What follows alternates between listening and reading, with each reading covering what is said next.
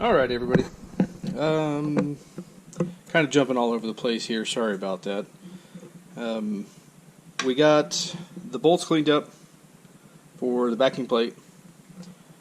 We got the tubes replaced.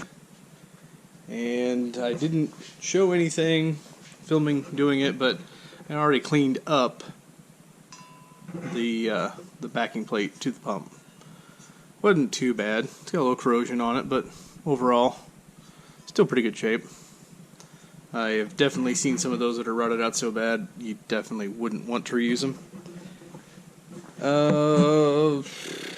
What are we going to talk about here? Oh, I was going to tell you, and totally forgot about it, space case here, how I've been cleaning most of my stuff here. Years and years ago, I did like everybody else and used wire brushes and screwdrivers and picks and dug all the grease and grime and stuff off of it. And as I got older and things were made more available that made life a lot easier, like a blast cabinet. Once I started using blast cabinets, I could not believe how much time I had wasted jigging around on stuff when it could have been so simple to clean parts up. Usually I use a glass media, which will take it down to bare steel. Steel objects, I don't think it's going to hurt steel objects nearly as bad as it can aluminum. Aluminum you really want to be careful with. Glass bead will chew this stuff up and give it a pretty textury surface, which not necessarily is bad, but you start getting into areas where you really don't want that to affect anything, and that could cause problems. So what I have recently switched over to in certain instances, which this being one of them, I'm not painting this engine. This is kind of like a little project. We're going to see if we can get it together on a low budget, and we are going to, if it does run, I might throw it back in the vehicle, drive it around for a couple of years, and then decide to go ahead and, later when I get more serious about whether I'm going to keep the project or get rid of it, we may pull the engine back out when we do some more work to it. I may go ahead and paint it and make it look nice and kind of detail it and whatnot, but we're going for it's a survivor kind of looking paint thing, I guess is what they call those nowadays. Still looks a little crusty, looks a little rusty, but all in all, that's what I'm going for. So that's why I chose to use the Soda Blast media, large grain. They have a large and a medium, and more people have leaned towards the large granule because it will last longer before it is broke down to the point where it doesn't work. So that is what I used on the pump, and it cleaned off all of the surface grime. It does clean up a little bit of the rusticles that grow on these things, which is good, but it leaves that old look to it since I'm not trying to paint this. Once it gets out in the weather, it may start to rust again, but for right now, this is good enough. Short of the fact that, yeah, I did replace these with new ones because they were rotted off. The other reason why I'm sticking with this one is it is an original casting for a replacement pump for this year, which is one of the only things I have found so far that is a replaced part. It was missing the original alternator, so I don't know if it still had the original alternator or if it had been replaced, but this is a replacement casting water pump. And it still has the Ford remanufacture tag, RM1, which I think was what they considered remanufactured water pumps in the day. So it's got an original casting for that period. It is a replacement Ford Motorcraft, Autolite, whoever it was at the time, water pump. And if you notice that even with that soda, that stamping didn't come off. That is one of the coolest things about the soda is most of this stuff will survive. It won't take it off, especially if you don't have to hit it too long. This label, it was pretty gentle on it. It did start to eat away at it just a little bit on there, and eventually it'll probably fall off anyways. But for now, I want to keep it on there because it kind of looks cool. Other than that, it's really gentle on the inside stuff. One of the things that they note about soda versus glass bead blasting, glass does not break down. So if you get it inside weep holes or things like this, or even inside the pump itself, there is a possibility it could start to chew up your seals or your bearings, just depending on the conditions they are. So, and it's harder to get that stuff out. Now, if I was going to pull this thing all the way apart and put a new seal in it and a new bearing, which there is a place you can do that, and I will probably throw that information out there for anybody seeking that information, it wouldn't be a big deal because you'd be able to get this all cleaned out no problem. The soda, on the other hand, it's not as abrasive. It does great at cleaning grime and everything else off of it. The best thing about it is it will dissolve in water. So it's not going to leave this nasty, sandy, glassy stuff in here that could ruin something. It'll literally dissolve in water. You could hose this thing off with brake wash. You could hose it off with water before you reassemble it. Any of those things will basically just break that stuff down and it'll wash right off. No deal. No big deal at all. So that's why we're running this route. On the backing plate, on the other hand, originally those things were a zinc plated, I believe, and zinc is one of those things to help fight rust. Well, there wasn't much left on here. It was a little rusty and you could see a little bit of it, but what I chose to try this time is called, I think this is a zinc it or galvanize it or something. Dig my through my arsenal here and see where I put it and what it was. I have hidden it. What have I done with it? Oh, that was it right there. Blind. Zinc it. So instant cold galvanized and actively fights corrosion. So what thing is more in contact with a water and antifreeze solution than the backing plate of a water pump?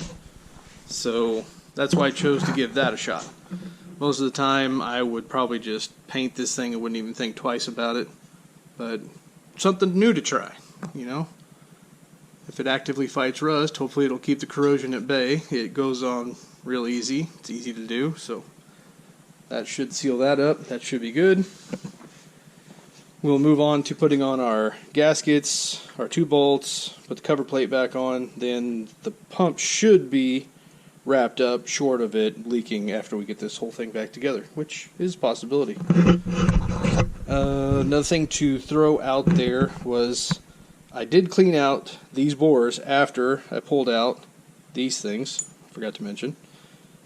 What I've been doing on most of my project, Scotch-Brite. Automotive Scotch-Brite stuff. More stuff that I am not sponsored by telling you, but I'm letting you know because this stuff works really good. General purpose hand pad, 3M. You can buy these things in a box of 20 and that lasts you a really good long time.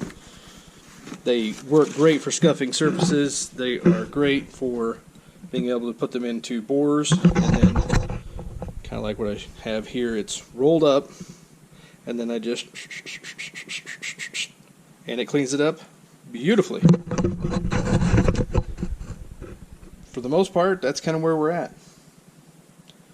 Let me get everything else rounded up for this water pump here, and we'll check out the gaskets. I got a kit from Engine Tech, so it comes with multiple versions of those gaskets, which covers the early Fords to the later Fords. So it covers the standard flow, original standard flow, and then the reverse flow, I believe is what the later ones went to. This outlet comes out on this side, the later ones went out the other side. So it has both sets of gaskets for this, depending on which year of this engine you're working on. So that is pretty much where we're at. We're moving on. We'll get over here after we get that pump together and start working on getting the timing cover lined up. We'll probably temporarily throw that thing on there and then pull it back off after I know that the seal is centered, and then snug down the timing cover. I should have all my bolts ready to go for that. I did have to buy a new set of water pump bolts for the water pump because somebody had already tried to take the water pump off and none of those bolts were still with the car when I got it. So we'll show you those when we get to it and be back with you here after a while. Alrighty, let's get through this bag. Let's figure out what our gaskets match up here.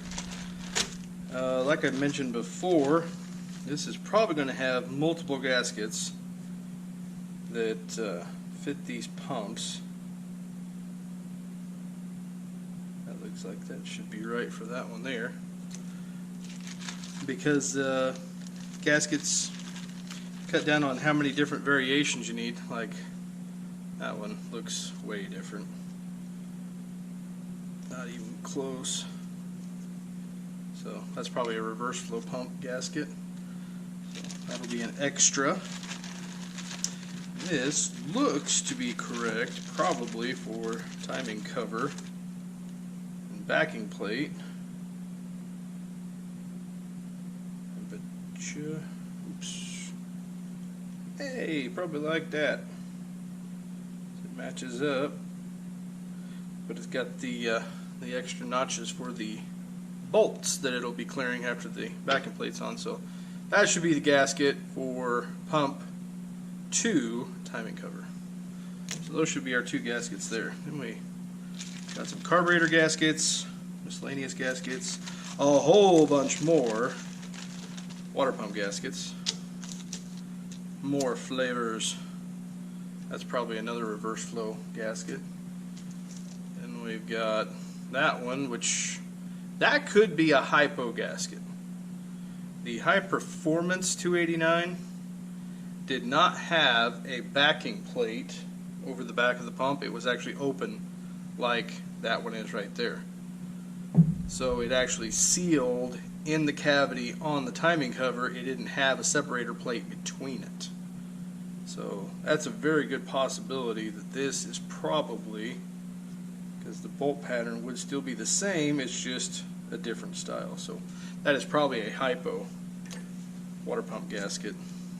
And that one I am not sure at all. That definitely does not match up very well. And I'm not even sure what that would be for. But I'm sure another iteration of 302, 289. Probably 302. And then a bunch of other little paper gaskets. We'll figure out what those are at some point. So now we've got our 2 main gaskets figured out. We'll stash away all of these extras.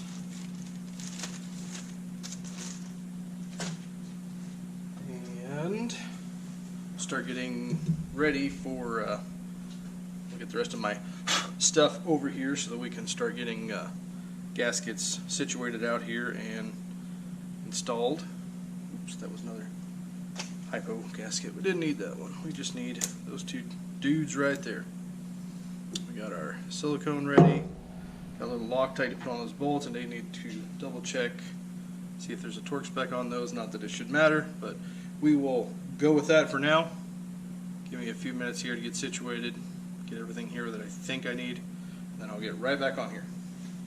Okay, we are going to have to take a little detour, and I think we're going to have to put the front timing cover on first.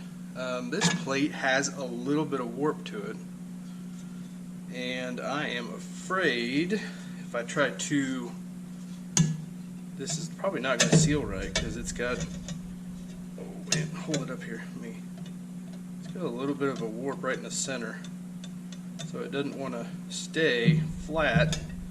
If you bolt this side down, this side's up a little bit, and if you bolt this side down, that's up a little bit.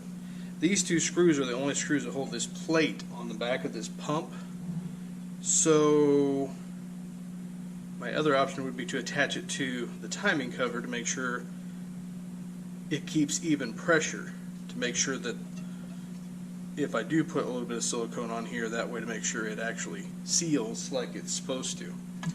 So we're going to switch gears here for a minute. I'm going to start getting stuff ready for doing the timing cover, and then when we got the timing cover done and set, then we'll come back and put a little bit of sealer on this side. Go ahead and put the 2 bolts in to put the cover on. Then we'll go ahead and stick the gasket between this and the timing cover, and we'll go ahead and just finish installing all the front. So that way I make sure that these things are tight enough to seal like they're supposed to. So sorry about that, we had to switch gears. Sometimes we got to do that because we have weird little issues that arise like that. So I'm not exactly sure where that thing's a little tweaked out of place, but we'll tackle it that way. It'll be simple and easy enough. We'll get back with you here when we get set up to do the timing cover. So, okay, we are moving on to trying to get this timing cover ready to go on. Don't forget your oil slinger. Still got my timing set at top dead center, so when I put the distributor in, I should be able to know exactly that we are on top dead center.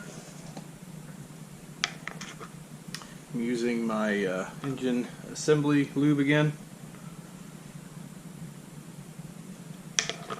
I'm going to put just a little bit around the outside of the chain, put some inside the gears here, just to give it a little something on startup. And I know I really should be putting this on the inside, but I don't really want to turn the whole thing over. So hopefully this little bit here will be enough to help it along.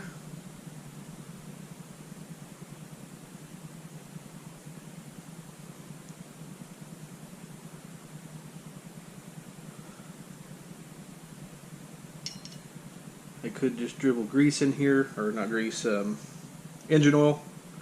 Most people would probably just do that. And I'm trying to keep the oil from running down on these surfaces, that way I don't have a problem with the gasket sealing.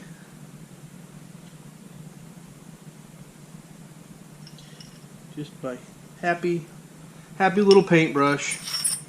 Good old Bob Ross. My happy little assembly lube brush.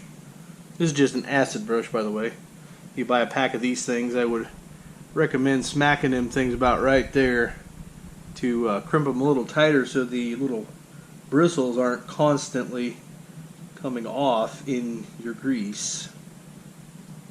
That was probably the only thing annoying about this cheap pack of these things.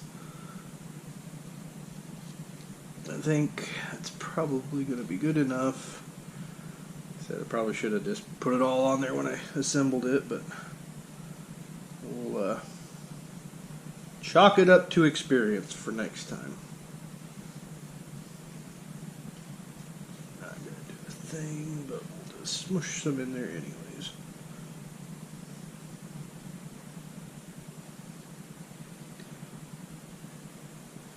If I squish it in there, I'll give it something, right? Sure.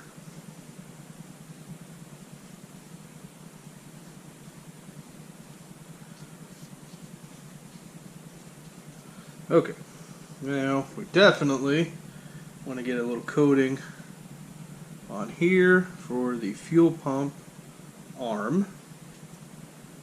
We don't want it running on there dry to start with.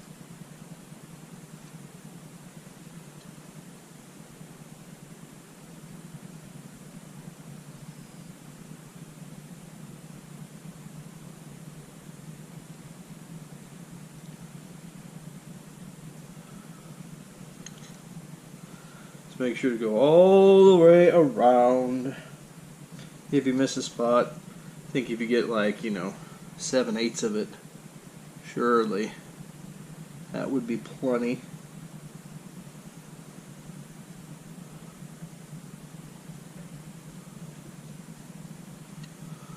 Okie dokie. Throw some up here in these teeth.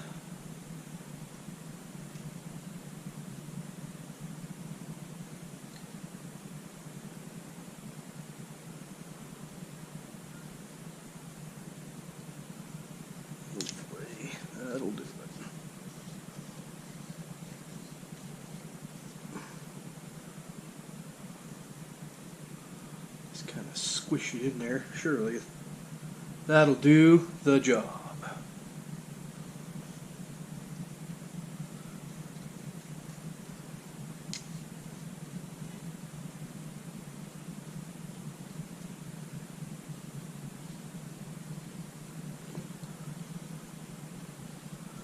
Much of that out of my brush as I can.